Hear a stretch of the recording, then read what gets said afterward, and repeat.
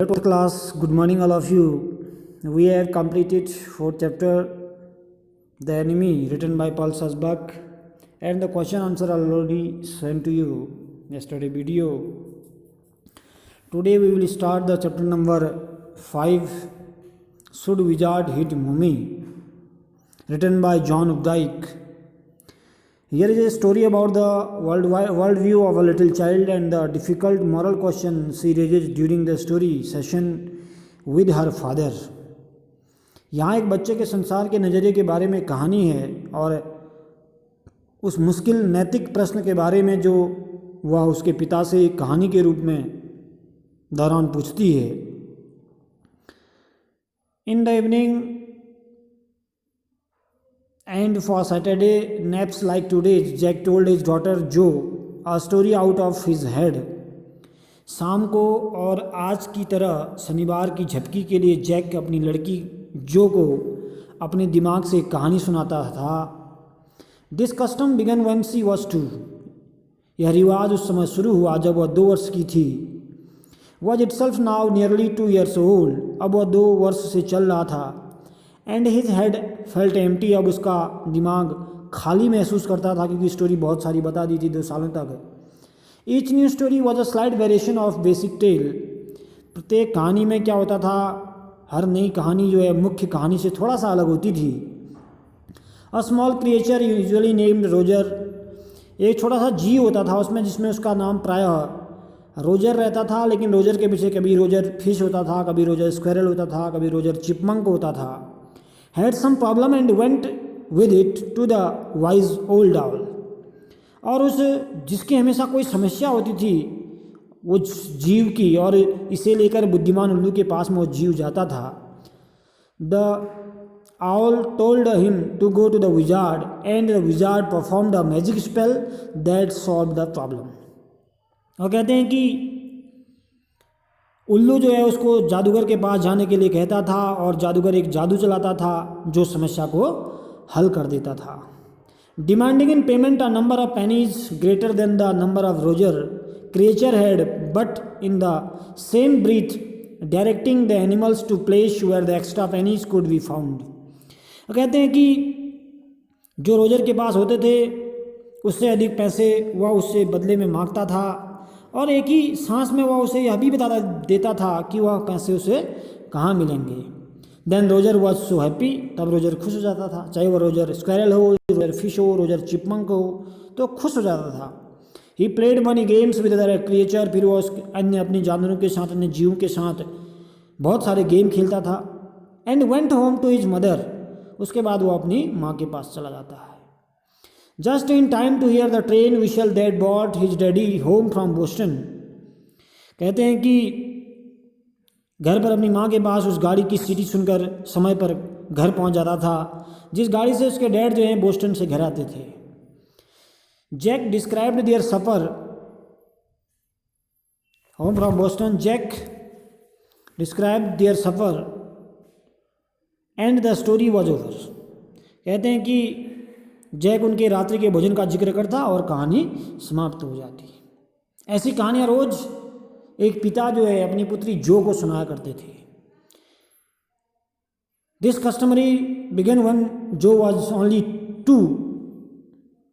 2 महीने की जब थी तब से ये स्टोरी सुनाने का काम चल रहा था और लगभग 2 सालों से आज तक ये कहानी चल रही है. कहानी सुनाने का काम रोज़ शनिवार को चलता है.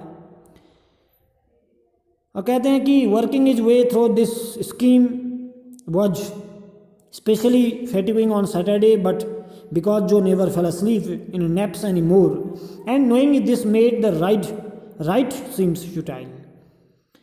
शनिवार को अपनी योजना पर काम करना उसके लिए वास्तव में थका देने वाला था क्योंकि जो कभी भी झपकी के दौरान सोती नहीं थी अब और इस बात का ज्ञान इस रिवाज को व्यर्थ बनाता था. द लिटिल गर्ल जो छोटी लड़की थी not so little any more, यानी कि अब इतनी छोटी नहीं थी वो. The bums are feet made under the covers where half way down the bed. Their big double bed they let her be in for naps and when she was sick. कहते हैं कि वो बेड की आधी ऊंचाई तक वो चलती थी. उनका बड़ा सा डबल बेड जो उसको सुलाता था और जब वह बीमार होती थी अंत में अपने आप को व्यवस्थित करती थी, और जिस तरह से उसका मोटा चेहरा जो है, had at last arranged herself the room,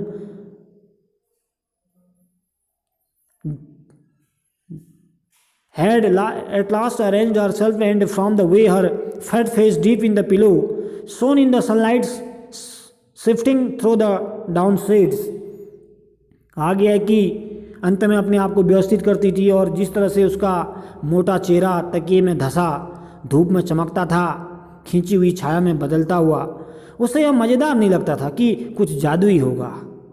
magic would occur and she would take her nap like an infant of 2, और वह 1 या 2 वर्ष के बच्चे की तरह सोती थी।